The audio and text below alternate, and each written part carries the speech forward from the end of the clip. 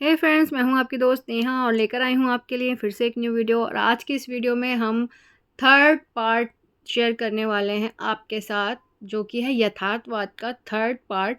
तो इस पार्ट में मैं पूरा जो टॉपिक है ये ख़त्म करने की कोशिश करूंगी। इसके बाद हम शॉर्ट क्वेश्चन करेंगे। यथार्थवाद, आदर्शवाद, जो अभी तक ये टॉपिक चलते आ रहे हैं उन सभी के शॉर्ट क्वेश्चंस की वीडियो आप लोग के लिए लेकर आऊँगी। तो जो लोग भी वीडियो फर्स्ट टाइम देख रहे हैं, welcome to my YouTube channel sociology notes, जहाँ पर आपको मिलती हैं यूट्यूब पर सोशियोलॉजी नोट्स से रिलेटेड प्रॉपर वीडियोस और बीएड नोट्स से रिलेटेड प्रॉपर वीडियोस। आप मेरी प्लेलिस्ट चेक करेंगे तो आपको पूरी बीएड की प्लेलिस्ट में सारे वीडियोस मिल जाएंगे, जो भी आपके लिए हेल्पफुल हो आप उनको देख सकते हैं। अगर आपको मेरी वीडियो पसंद आती है तो लाइक शेयर आगे फॉरवर्ड जरूर किया करिए, ताकि और लोगों की भी हेल्प हो पाए। और अपना प्यारा सा कमेंट ज़रूर करा करिए। आपका एक कमेंट मुझे बहुत मोटिवेट करके जाता है और अच्छी वीडियोस बनाने के लिए। तो चलिए फ्रेंड्स, स्टार्ट करते हैं अपनी आज की वीडियो, यथार्थवाद यानी कि रियलिज्म का थर्ड पार्ट। तो हमारी वीडियो का थर्ड पार्ट में आज हम करने वाले हैं यथार्थवाद और छात्र। यथार्थवादी विद्यार्थी को मुख्य स्थान देते हैं। उनका विचार था कि शिक्षा व शिक्षण विधियां ऐसी होनी चाहिए जिनसे विद्यार्थी की ज़रूरतें पूर्ण हो सकें और वह अपने रुचि, अभिरुचि तथा क्षमताओं के अनुसार सीख सके। मतलब हमारी जो एजुकेशन होनी चाहिए वो वाकई में ऐसी होनी चाहिए कि जो हमारी नीड्स फुलफ़िल कर सके। सिर्फ इसलिए हम बुक अपने बैगों में भर भर के स्कूल ना ले जाएं, बल्कि उन बुक से हमें वो नॉलेज मिले जो हमारे वास्तविक जीवन को बनाने में, वास्तविक जीवन को निखारने में काम आए, है ना।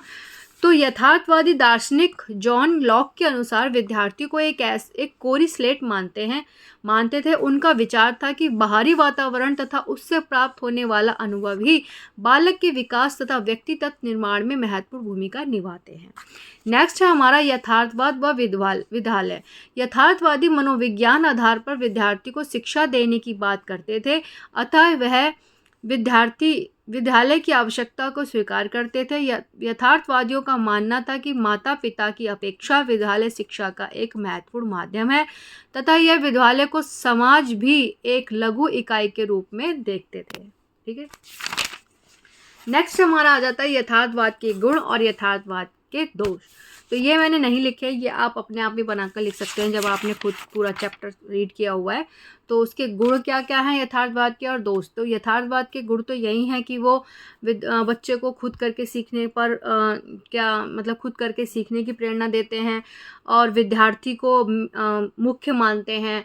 शिक्षण की विधियाँ उनको ऐसी होनी चाहिए कि वो जो वास्तविक जीवन में बच्चे को निखारने की कोशिश करती हैं या उनका जीवन पूर्ण करने की कोशिश करती हैं, पूर्ण उनको सीखने का काम कराती हैं।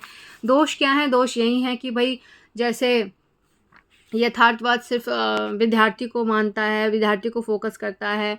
ये मतलब इस टाइप से चीज़ें आप बना के जो भी मैंने आपको पीछे कराई हैं टॉपिक में, आप अपने एक दो पॉइंट आप डालकर लिख सकते हैं। अगर आप लॉन्ग क्वेश्चन यथार्थवाद का आता है तो आप इस तरह से 3-4 यानी कि 5 पॉइंट इसमें, 5 पॉइंट इसमें आप आराम से लिख सकते हैं। ठीक, नेक्स्ट है हमारा कि यथार्थवाद के मूल सिद्धांत क्या है।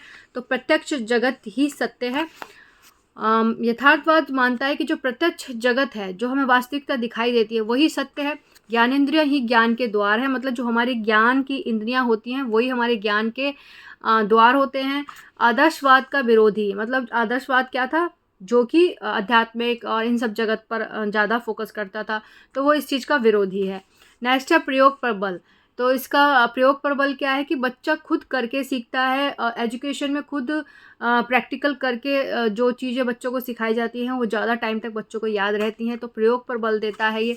मनुष्य भौतिक जगत का एक पदार्थ है। तो यथार्थवाद मानता है कि मनुष्य जो है वो भौतिक जगत का एक पदार्थ है। सारी चीज़ें जो है उसके आसपास भौतिकता ही, वो सब भौतिक चीज़ें ही उसके आसपास है, वही उसमें उलझा रहता है। मानव के वर्तमान जीवन पर बल, वो मानव का जो भी है वो आज है, वो वास्तविक जीवन पर बल देता है। आंगिक सिद्धांत, यथार्थ के अनुसार संसार की प्रत्येक वस्तु सृष्टि का एक अवयव है तथा इन सभी अवयवों में, अवयव मतलब हमारे आवरण जो होते हैं, एक प्रक्रिया होती रहती है। परिवर्तन इसी प्रक्रिया का परिणाम है तथा यथार्थवाद ने इसी प्रक्रिया को संसार के विकास की एक प्रक्रिया माना है तथा इसी प्रक्रिया को शाश्वत परिवर्तन का आधार माना है। ठीक है, नेक्स्ट है हमारा यथार्थवाद की शिक्षा को देन क्या है। तो प्रयोजनवाद की तत्व मीमांसा को निम्न आधार पर वर्णित किया जा सकता है। सॉरी, ये प्रयोजनवाद लिख दिया यहाँ पर हमने। यथार्थवाद ने शिक्षा को व्यवहारिक बनाने पर बल दिया है, जिसके फलस्वरूप शिक्षा में व्यवहारिकता आई है तथा अव्यवहारिकता शिक्षा को निरर्थक माना गया है। यथार्थवाद के द्वारा विद्यालयों में सहशिक्षा की शुरुआत की गई है। सहशिक्षा माने को एजुकेशन। विभिन्न प्रकार की विद्यालयों का अस्तित्व में आना भी यथार्थवाद की ही देन है। नवीन जीवन के प्रति व्यवहारिक व व्यापक दृष्टिकोण को विकसित करने का श्रेय भी यथार्थवाद को ही जाता है। ठीक है, नेक्स्ट है यथार्थवाद शिक्षा के क्षेत्र में क्या है। तो आप इन्हीं में से गुण भी यथार्थवाद में डाल सकते हैं, लिख सकते हैं यहाँ से ही। यथार्थवाद शिक्षा के क्षेत्र में क्या है पर जोर देता है, ये एक इसका गुण हो सकता है। क्या होना चाहिए पर क्या नहीं होना चाहिए, क्योंकि वह मानता है कि जो हमारे सामने प्रत्यक्ष रूप में उपस्थित है वही सत्य है। ठीक है, नेक्स्ट हमारे यथार्थवाद ने ही पाठ्यक्रम में वैज्ञानिक व तकनीकी विषयों तथा जीवन उपयोगी कार्यों को स्थान दिया है तथा वर्तमान में विज्ञान की शिक्षा के बिना कोई देश प्रगति नहीं कर सकता। ठीक है, ये भी एक गुण है। यथार्थवाद के कारण ही आज शिक्षा में प्रयोगात्मक व सहसंबंध शिक्षा विधि को स्वीकार किया गया है। ठीक है, ये भी एक गुण है। यथार्थवाद में वस्तुनिष्ठता पर बल दिया गया है, जिसके परिणाम स्वरूप आज विद्यार्थियों को वस्तुनिष्ठ नीतियों द्वारा ही तथ्यों का ज्ञान कराया जाता है। तो इसीलिए मैंने वहाँ पर गुण और दोष नहीं लिखे, क्योंकि आप यहाँ से लिख सकते हैं। ठीक है, नेक्स्ट हमारे यथार्थवाद ने व्यक्तिगत शिक्षा पर बल देकर शिक्षा में व्यक्ति के महत्व को स्थापित किया है। वर्तमान में प्रजातांत्रिक युग में शिक्षा को समाजीकरण की मुख्य प्रक्रिया के रूप में माना जाता है। यह भी यथार्थवाद का ही एक प्रभाव है।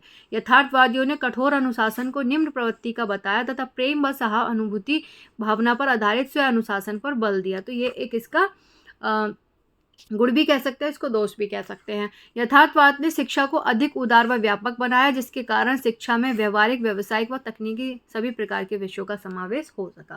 ठीक है, नेक्स्ट है हमारा, इस प्रकार आधुनिक शिक्षा पर यथार्थवादी विचारधारा का गहरा प्रभाव है तथा उनकी विचारधारा के कारण ही आज शिक्षा को समाज के लिए उपयोगी बनाने का प्रयत्न किया जा रहा है।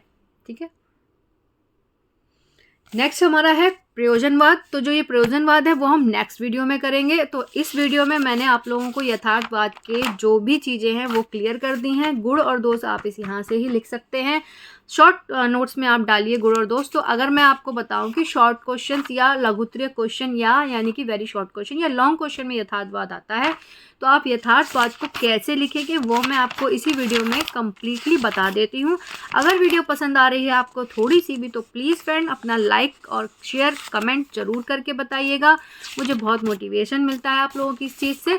तो मैं यहाँ पर आपको बताने जा रही हूँ यथार्थवाद यानी कि रियलिज्म का अगर आपको क्वेश्चन आता है लॉन्ग में, तो आप कैसे लिखेंगे। यथार्थवाद क्या है, सबसे पहले तो आप बताएंगे कि यथार्थवाद क्या है।